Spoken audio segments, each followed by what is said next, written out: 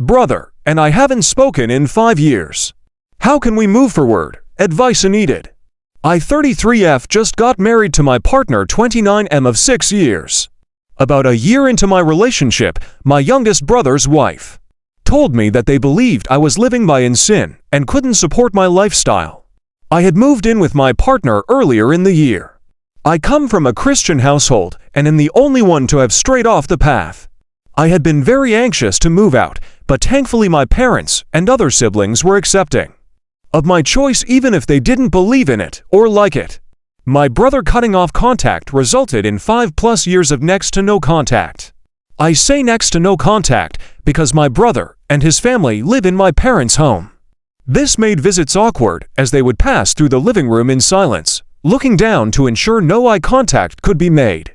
They would also leave when I would get there by exiting the backyard and through the side gate to avoid even just walking near me. I wrote a letter at one point asking where this would end.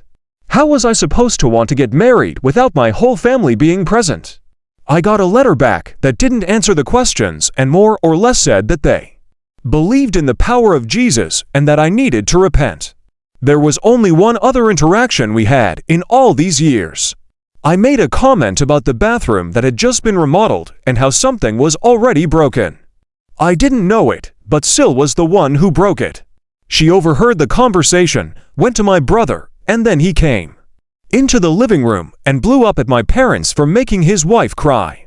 I owned up for the words that I said and let him know that I didn't mean any malice behind them, and that I just knew it was disappointing that my parents put in the work to do the remodel.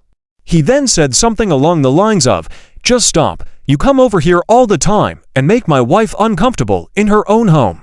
The way he said it made me feel like he hated me.